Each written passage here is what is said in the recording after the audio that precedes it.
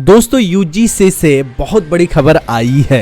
UGC ने अभी official notice जारी किया है और इस नोटिस में 5 बड़े बदलाव का जिक्र किया है। देश के जितने भी यूनिवर्सिटीज़ हैं जैसे अलीगढ़ मुस्लिम university, Jamia Millia Islamia, Banaras Hindu university, Allahabad university, इसके बाद जेएनयू है, डीयू है, देश के जितने भी कॉलेजेस और यूनिवर्सिटी है, चाहे स्टेट यूनिवर्सिटी हो, प्राइवेट यूनिवर्सिटी हो, डीम्ड टू बी यूनिवर्सिटी हो, सेंट्रल यूनिवर्सिटी हो, नेशनल इंस्टीट्यूट ऑफ इम्पोर्टेंस के लिए जो इंस्टीट्यूशंस है जैसे आईआईटी है, एनआईटी है, आईएम्स है, सब में ये धीरे धीरे बदलाव होने वाले हैं। 5 बड़े बदलाव होने वाले हैं। हर स्टूडेंट को जानना जरूरी है कि ये 5 बड़े बदलाव कब से होंगे और क्या क्या होंगे। तो मैं आपको ये बताना चाहता हूं कि 2022 से ही ये लागू करने की इसमें प्रस्ताव की गई है। कब से? इसी साल से।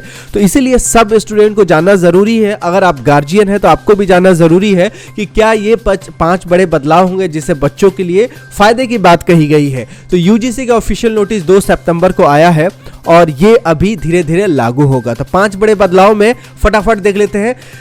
पहला बदलाव ये होगा कि एक साथ कर सकेंगे 2 कोर्स। एक साथ क्या कर पाएंगे? 2 कोर्स एक साथ कर पाएंगे।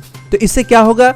इससे कोई दिक्कत नहीं होगी, इससे और फायदा होगा। जैसे मान लीजिए एक रेगुलर कोर्स में आपने एडमिशन ले लिया और एक डिस्टेंस में, तो पहले क्या होता था कि 2 डिग्री एक साथ नहीं कर सकते थे, लेकिन अब क्या है कि दोनों डिग्री मान्य होगी।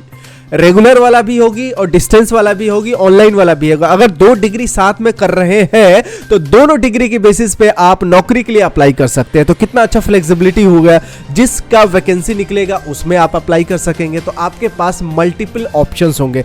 अगर किसी ने मान लीजिए कोई एमबीए कर लिया और कोई एमएसडब्ल्यू कर लिया, तो जो एमएसडब्ल्यू किया है और एमबीए भी किया है तो एमबीए के बेसिस पे भी नौकरी के लिए अप्लाई कर सकता है और एमएसडब्ल्यू के बेसिस पे भी कर सकता है ना? कमाल की बात। चलिए, दूसरा जो फायदा है, मल्टीपल मोड में पढ़ाई होगी। मल्टीपल मोड में क्या फायदा होगा?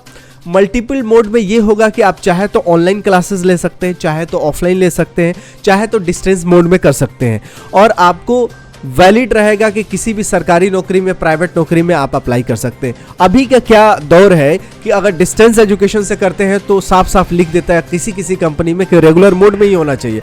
उस वक्त क्या होता है कि बच्चों को साथ धोखा हो जाता है कि सरकार ने तो बोला था कि अप्रूव यूनिवर्सिटी है इग्नू, और इग्नू से करने के बाद अगर सरकार ही एक्सेप्ट नहीं करती है, सरकारी नौकरी में बैठने नहीं देती है, तो सरकार को इग्नू को बंद कर देना चाहिए कि आप क्यों कोर्स करवा रहे हैं जब आप ही सरकारी ही नौकरी में अगर उसके लिए अप्लाई करने के मना कर रहे हैं। कुछ ऐसे हैं पीएसयूज हैं जो कहती है कि इग्नू से एमबीए का मान्य नहीं होगा, तो ये गलत है। लेकिन अब ये नहीं होने वाला। अब इग्नू से करिए, डिस्टेंस से करिए, सबकी मान्य होने वाली है क्योंकि मल्टीपल मोड में ही होगी पढ़ाई।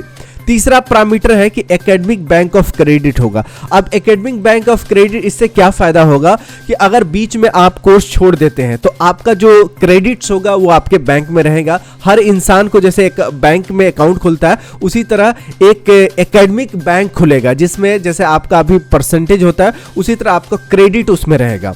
तो अगर बीच में आपने मान लीजिए बीटेक में 3 साल करके छोड़ दिया है तो बचे हुए 1 साल आप कभी भी कर सकते हैं क्योंकि फिर से आपको फर्स्ट ईयर में एडमिशन लेने की जरूरत नहीं पड़ेगी। अभी क्या होता था कि फिर से आपको फर्स्ट ईयर में एडमिशन लेने की जरूरत होती थी।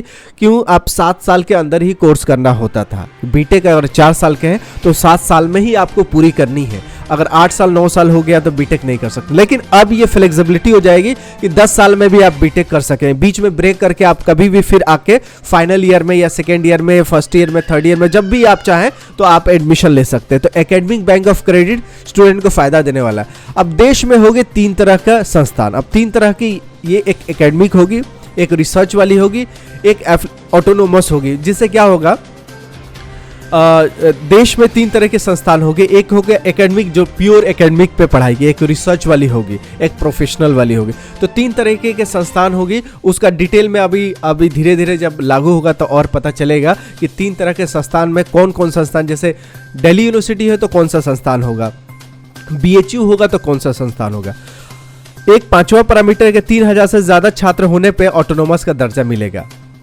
5 बड़ी हित की बात हुई। आप कमेंट बॉक्स में बताइए आपके लिए कौन सा फायदा होगा।